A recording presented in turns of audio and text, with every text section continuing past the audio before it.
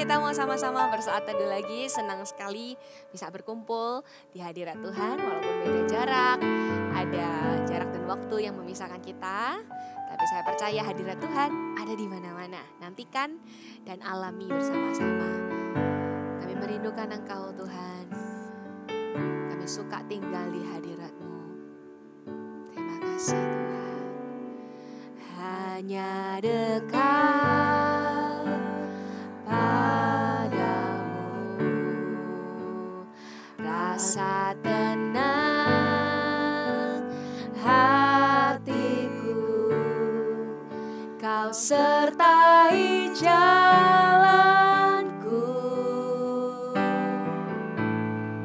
sepanjang hidupku. Hanya dekat Allahku, hanya dekat Allahku, ada kekuatan baru. Kaulah perlindunganku, keselamatanku.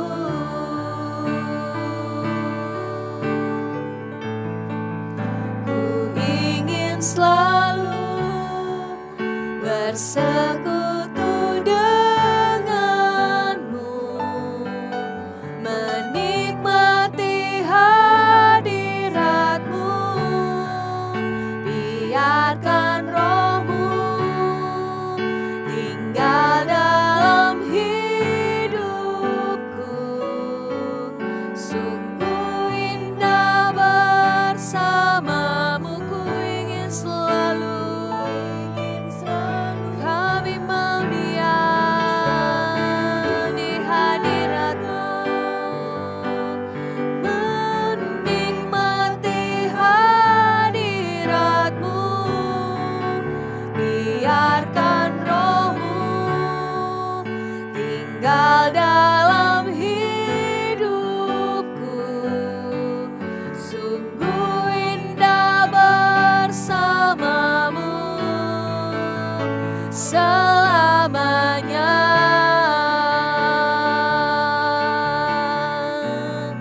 Sampai selama-lamanya,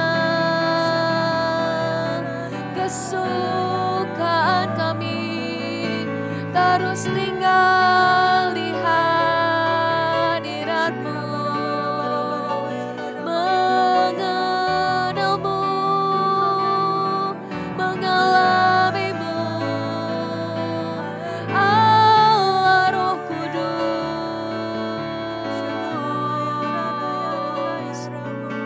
Syakara layana mayaramu, Kiara lara daba shikiara lara layara dara. Mari sembah puji kebesarannya, Dia ada di sini. Sing to Him a new song, sing to Him a new song. Let praises and worship goes to you, Lord. You deserve it all. You deserve it all. Hiaralama shakaharalama yana mayaramo. Shakaralayana maralayana mayaralawarana mashikiyaradalalala baralayarana. Shakaralayana mayaramo. Bolehkah kita mengangkat kedua tangan kita bersama-sama? Sungguh indah bersamamu. Ini kerinduan kami Tuhan. Sungguh indah bersamamu. Amin. Sungguh indah bersamamu selamanya.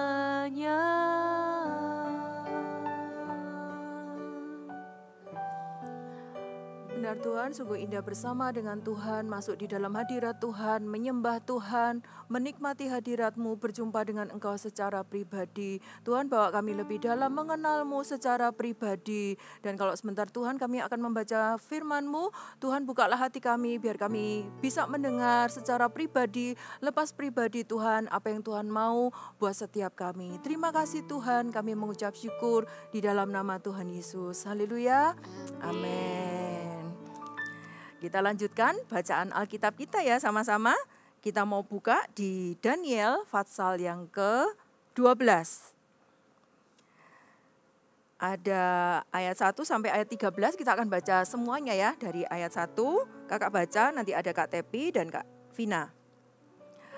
Akhir zaman.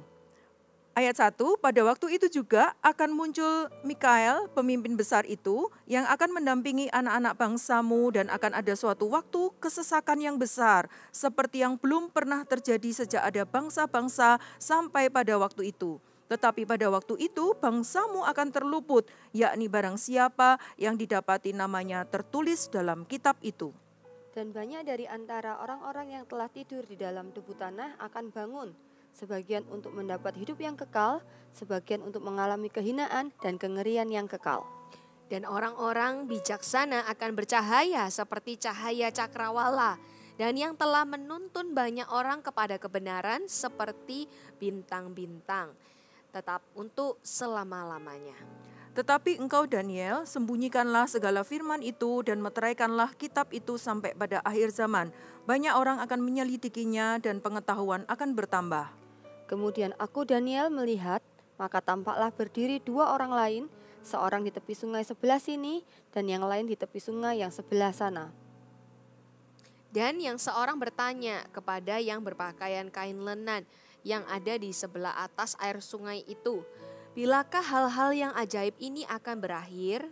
Lalu ku dengar orang yang berpakaian kain lenan yang ada di sebelah atas air sungai itu bersumpah demi Dia yang hidup kekal, sambil mengangkat tangan kanan dan tangan kirinya ke langit.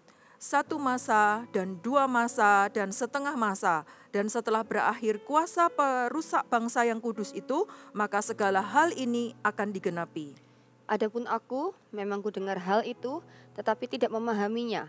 Lalu kutanya, Tuanku, apakah akhir segala hal ini? Tetapi ia menjawab, pergilah Daniel, sebab firman ini akan tinggal tersembunyi dan termeterai sampai akhir zaman. Banyak orang akan disucikan dan dimurnikan dan diuji, tetapi orang-orang fasik akan berlaku fasik. Tidak seorang pun dari orang fasik itu akan memahaminya, tetapi orang-orang bijaksana akan memahaminya. Sejak dihentikan korban sehari-hari dan ditegakkan dewa-dewa kekejian yang membinasakan itu, ada 1290 hari. Berbahagialah orang yang tetap menanti-nanti dan mencapai 1335 hari. Tetapi engkau, pergilah sampai tiba akhir zaman, dan engkau akan beristirahat dan akan bangkit untuk mendapat bagianmu pada kesudahan zaman. Kalau kita baca ayat ini, judulnya aja akhir zaman. Wah, akhir zaman ya, padahal kita, apakah hari ini kita hidup di akhir zaman? Di ayat ini firman Tuhan mengatakan Daniel pun juga tidak tahu kapan akhir zaman itu. Tidak ada yang tahu. Tetap dimeteraikan, maksudnya tetap tersembunyi. Tidak ada yang pernah tahu kapankah akhir zaman itu. Tapi di 1 Timotius dikatakan ada satu masa, di masa-masa akhir itu akan ada masa kesukaran, sama seperti yang ayat tadi. Ada masa kesesakan, ada masa kesukaran, di mana ada orang-orang itu yang mereka berbuat jahat, mereka sombong, memberontak kepada orang tua, mereka tidak suka beribadah. Itulah disebut akhir-akhir zaman. Dan kalau kita melihat ke sekeliling kita, keadaan di sekitar kita, ada banyak orang-orang yang melakukan hal-hal yang seperti itu, maka kita bisa katakan, waktu-waktu ini, sekarang-sekarang ini adalah waktu-waktunya akhir zaman. Hari-hari yang terakhir. Kita mesti berjaga-jaga dalam hidup kita. Tapi dalam ayat yang sangat itu dikatakan, Tetapi pada waktu itu bangsamu akan terluput, yakni barang siapa yang didapati namanya tertulis dalam kitab itu. Jangan khawatir, firman Tuhan mengatakan kita akan terluput, yaitu siapa? Orang yang namanya tertulis dalam kitab kehidupan. Siapakah yang namanya tertulis dalam kitab kehidupan? Adalah orang yang percaya kepada Tuhan Yesus. Orang yang mengenal Tuhan Yesus sebagai Tuhan dan Juru Selamatnya, maka namanya akan tertulis dalam kitab kehidupan. Tapi enggak hanya berhenti sampai di situ aja. Oh kalau gitu Kak, aku sudah percaya kepada Tuhan Yesus. Namanya sudah tertulis dalam kitab kehidupan. Ya sudah Kak kalau gitu. Enggak berhenti sampai di situ. Kalau kita baca di ayat yang ketiga dikatakan ada orang-orang bijaksana yang dia itu bercahaya, bersinar seperti cahaya cakrawala, seperti bintang-bintang yang tetap untuk selama-lamanya. Dan bintang cahaya itu untuk apa? Untuk menuntun banyak orang kepada kebenaran. Artinya apa? Enggak cuma kita cukup diselamatkan, tapi Tuhan rindu kita itu menjadi terang, menjadi seperti bintang-bintang yang menuntun banyak orang kepada kebenaran, yaitu kepada Tuhan Yesus. Mungkin ada banyak teman-teman di luar sana yang belum percaya kepada Tuhan Yesus. Dan kita bisa menjadi terang bagi mereka. Gimana caranya Kak kita bisa menjadi terang bagi teman-teman atau bagi keluarga kita? Ada dua, yang pertama adalah menjadi teladan. Jangan seorang pun menganggap engkau rendah karena engkau muda. Tapi jadilah teladan dalam perkataan, dalam tingkah laku, dalam kasih, dalam kesetiaan, dalam kesucian. Dalam seluruh apa yang kita lakukan, kita bisa menjadi teladan bagi orang-orang yang belum percaya kepada Tuhan. Mungkin contohnya kalau ada teman yang suka ngomong kotor di kelas atau suka membuli teman yang lain. Tapi kalau kita tahu tentang kebenaran, kalau kita mau menjadi terang, kita tidak akan ikut-ikutan sama teman itu. Bahkan kita bisa memberikan nasihat atau menjadi orang yang membawa terang dengan kata-kata yang baik, bukan membuli teman kita yang lain. Atau mungkin di keluarga mungkin sering papa mama itu bertengkar, kata-katanya kasar, kata-katanya tidak baik, negatif. Apakah kita bisa menjadi terang bagi keluarga kita? Bisa, kita bisa menjadi terang dengan menjadi teladan. Ucapkan kata-kata yang baik, ucapkan kata-kata yang positif, gak ikut-ikutan marah, gak ikut-ikutan nada bicaranya dengan nada yang tinggi. Dengan sikap dan tingkah laku kita bisa menjadi teladan. Dan ketika kita menjadi teladan, kita bersinar, menjadi terang. Dan orang melihat ada Tuhan Yesus dalam hidupnya kita. Ketika kita menjadi teladan bagi orang-orang di sekitar kita. Yang kedua, kita bisa menjadi terang ketika kita menceritakan kepada orang lain tentang kebaikan Tuhan. Ketika kita menceritakan tentang pertolongan Tuhan dalam hidupnya kita. Kalau kita sudah mengalami Tuhan, kita mengalami kasih-Nya Tuhan, kita nggak akan tahan untuk menceritakan kepada orang lain. Dan ketika kita menceritakan kepada orang lain, mengajak mereka mungkin teman kita yang belum ikut CG untuk datang ke CG, yang belum ikut ibadah Voltage, kita ajak untuk ikut ibadah Voltage atau ibadah Eagle Kids, dan mereka datang, maka kita seperti terang, bersinar dan menuntun orang kepada kebenaran. Mau menjadi terang, menuntun orang kepada kebenaran dengan dua hal itu. Menjadi teladan dalam seluruh tingkah lakunya kita, perkataan, perbuatannya kita. Dan yang kedua adalah dengan menceritakan kepada orang lain. Maka firman Tuhan, kita mau baca sama-sama di Matius 5 ayat yang ke-16. Kakak bacakan ya. Matius 5 ayat 16 dikatakan seperti ini. Demikianlah hendaknya terangmu bercahaya di depan orang, supaya mereka melihat perbuatanmu yang baik dan memuliakan Bapamu yang di surga. Sekali lagi kakak bacakan. Matius 5 ayat 16. Demikianlah hendaknya terangmu bercahaya di depan orang, supaya mereka melihat perbuatan kita yang baik dan memuliakan Bapamu yang di surga. Ketika kita bercahaya, bersinar, menjadi terang, menceritakan tentang kebaikan Tuhan. Bukan kita yang akan dipuji, tapi firman Tuhan mengatakan, Bapa kita yang akan dipermuliakan. Amin. Amin. Mau menjadi terang? Ayo kita mau taruh tangan kita di dada. Kita nyanyikan, ku mau bercahaya bagaikan bintang-bintang. Ku mau bercahaya bagaikan bintang-bintang, di tengah kegelapan terpancar terang kasih Tuhan. Ku mau bercahaya, bermegah dalam Dia, menyaksikan perbuatan Tuhan, menceritakan perbuatan Tuhan. Ku rindu hidup selalu bercahaya dalam kemuliaan-Nya.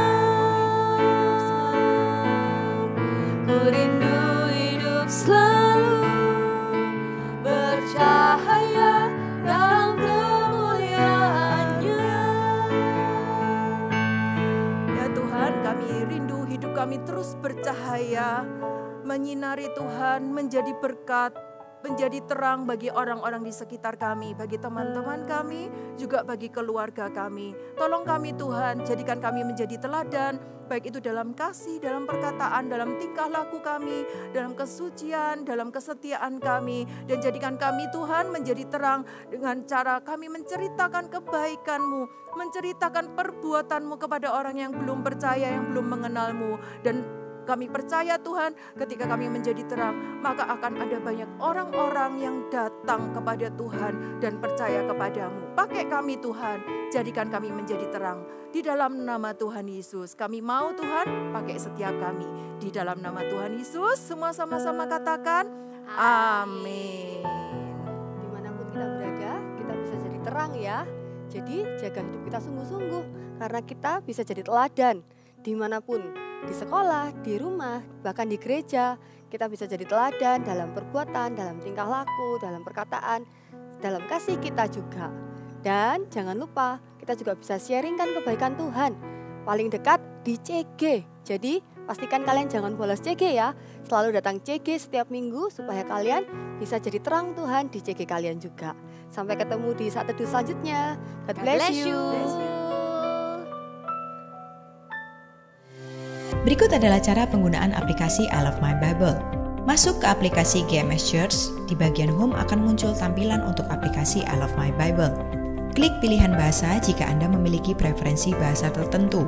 Ada 2 pilihan bahasa yang disediakan, yaitu bahasa Indonesia atau bahasa Inggris. Pilih versi yang akan digunakan, umum atau anak-anak.